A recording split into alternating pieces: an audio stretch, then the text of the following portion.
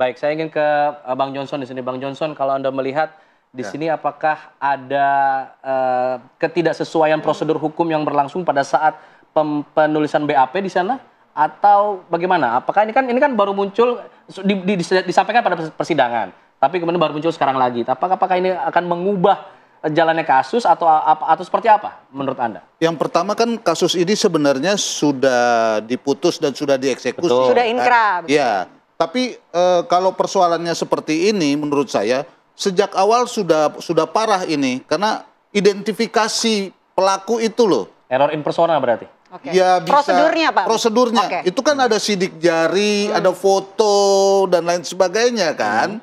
Nah, itu yang menurut saya jadi sangat mendasar, bukan hanya olah TKP. Jadi sebelumnya itu, dan itu menjadi masalah sekarang ini, ya kan? Yang kedua, kalau kita menyangkut identifikasi ini dan hubungannya dengan kasus, tidak saling kenal ternyata, ya kan? Menurut pengakuan dari tetapi kan Evaldi. Sekarang ini masyarakat kayak dipaksa, oh ini proses ini sudah benar, tapi rasa keadilan masyarakat mengatakan sekarang ini bukan cuma peradilan sesat, proses penegakan hukum yang sesat, karena lihat saja dari awal saja identifikasinya kayak begini, ya levelnya Polres loh, ya Polres ini levelnya, tapi saya kira ini bukan hanya kesalahan atau kita mencari kesalahan hanya polisi, menurut saya. Tapi ini juga ada kejaksaan, ada juga pengadilan, karena hampir semua itu pasti mengidentifikasi dan mencocokkan orang-orang yang diproses dan yang diadili. Nah ini persoalannya sekarang berbuntut panjang jadinya, ya berbuntut panjang. Karena itu menurut saya semua harus bertanggung jawab, dievaluasi, diaudit dan dieksaminasi, dan dimintain pertanggungjawaban orang-orang yang tidak bekerja sesuai dengan prosedur. Sebenarnya itu prosedur-prosedur mendasar. Ini kan sudah berlangsung lama nih. Sudah 8 tahun gitu. Menguliknya lagi begitu. Ya, kalau proses penegakan hukum kita mau diperbaiki, semuanya harus diperiksa. Mau tidak mau. Mau tidak mau. Kalau tidak, maka yang rusak proses sistem peradilan pidana kita yang dikatakan integrated criminal justice system. Nggak ada justice jadinya nih. Yang ada adalah kriminalisasi jadinya kan. Bahkan praktek-praktek obstruction of justice. Ya, yang justru terjadi.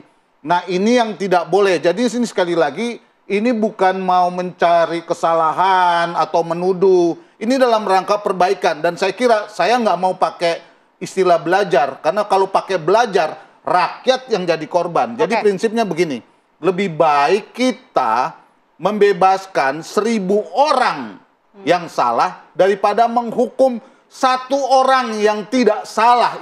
Itu penting menurut saya, ya. Walaupun justice delay, justice denied, ya. Keadilan yang terlambat adalah ketidakadilan. Tapi yang jauh lebih buruk adalah kita mencegah jangan sampai ini peradilan sesat atau proses penegakan hukum yang sesat. Itu poin yang paling penting menurut saya. Itu poin yang paling penting. Kalau gitu saya mau langsung ke Pak Beni dari Kompolnas. Pak Beni, ini melihat ada pernyataan baru yang keluar dari salah satu terpidana, begitupun juga dengan respon dari IPW, Bang Johnson. Ini mengatakan harus ada evaluasi dan juga audit yang dilakukan. Kompolnas melihatnya seperti apa, Pak Beni? Ya, kami juga mendorong dan merekomendasikan hal yang sama, karena ini dari awal penanganannya sendiri banyak kelemahan, khususnya lebih mengedepankan pengakuan, sementara dukungan bukti secara saintifik tidak dilakukan. Sebagai contoh, yang kalau mau mengidentifikasi orang apakah dia ikut memperkosa atau tidak, kan di situ ditemukan sperma. DNA dites, nanti dicocokkan, sudah ketemu satu. Yang kedua, CCTV tidak diproses. Sepanjang jalan rute orang-orang itu lewat kan bisa mengidentifikasi motor, plat nomor. Baru nanti punyanya siapa.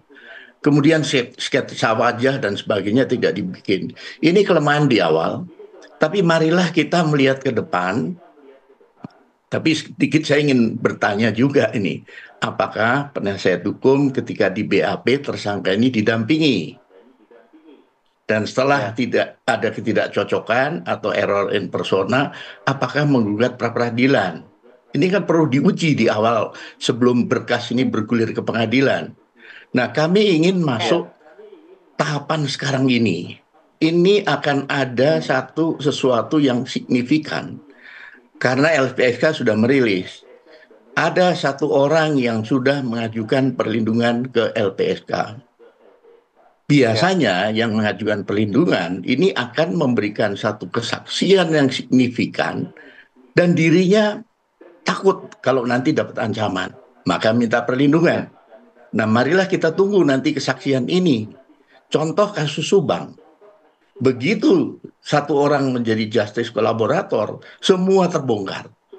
Dan akhirnya keterangan yang sebelumnya diberikan berbalik semua. Ketika rekonstruksi, berbalik semua. Nah, marilah kita tunggu proses yang dilakukan oleh tim sekarang ini. Kita dukung. Kalau nanti ternyata dari pembuktian ini ada hal-hal yang bisa menjadi novum untuk pihak penasihat hukum mengajukan PK, nah ini keadilan tentunya akan terwujud, begitu. Oke, Pak Beni, tadi Anda katakan ada satu orang terpidana yang mengajukan perlindungan terhadap ke LPSK karena ada ancaman. Nah, apakah kemudian polisi juga perlu untuk mengusut ancamannya dari siapa? Ancamannya seperti apa? Karena ini kan untuk mengusut tuntas kasus ini juga harus, yang seperti juga harus diselidiki, Pak. Ya, tentunya satu, polisi sendiri sudah memberikan perlindungan. Tetapi mekanisme yang harus ditempuh karena ini perjalanannya panjang nanti sampai dengan persidangan, sampai dengan vonis, maka yang bersangkutan sedang diproses permohonannya di LPSK. Nah, kalau sampai mengajukan, tentunya yang bersangkutan sudah mengkalkulasi. Kalau saya buka ini, ada pihak-pihak nanti yang merasa terganggu, dan patut diduga bisa melakukan tekanan-tekanan atau ancaman-ancaman kepada dia. Makanya majulah ke LPSK. Oke, saya ingin ke Mbak Cindy. Mbak Cindy, menjawab pertanyaan yang diajukan oleh Pak Beni tadi, apakah pada saat proses BAP didampingi oleh kuasa hukum? Kalau memang ada error in persona, kenapa tidak mengajukan pra peradilan? Karena kan satu prosedur yang dimungkinkan oleh prosedur hukum kita. Baik, terima kasih. Pada saat BAP itu kami tidak bisa mendampingi klien, ya. Jadi nih, alasannya apa? Pada saat pada saat tanggal 31 dia dipindahkan ke Polres Kota, ya, dari Polsek ke Polres, itu kami putus hubungan, kami tidak tahu posisi Rivaldi itu di mana. Gitu. Jadi tanggal 30 kami dapat kabar dia surat penangkapan untuk kasus yang penganiayaan, ya, tanggal 30 ini yang di Polsek. Kami datang ke Polsek. Pada saat itu Polsek sudah bilang bahwa si Rivaldi ini sudah dipindahkan ke Polres Kota jam 11 malam. Pada saat itu kami langsung datangin ke Polres Kota, kami minta pengen bertemu dengan nama Rivaldi, tidak diperbolehkan oleh Polres. Katanya belum bisa ketemu. Terus kami hubungin, tetahunya besok sebelum dia dipindahkan ke Polda, kami mendapatkan kabar dari Polsek sama dari media gitu ya, ada gambar ini. Ya. Pada saat gambar ini beredar, kami tahu yang kedua ini ada Rivaldi. Akhirnya kami mencoba lagi menghubungi Polres, ternyata kata Polres sudah dipindahkan ke Polda. Jadi pada saat BAP sama sekali pihak kami ini, pengacara ini tidak sama sekali mendampingi Rivaldi. Setelah itu kami langsung datang di Polda. Di sana Rivaldi menandatangani BAP ya? Tidak?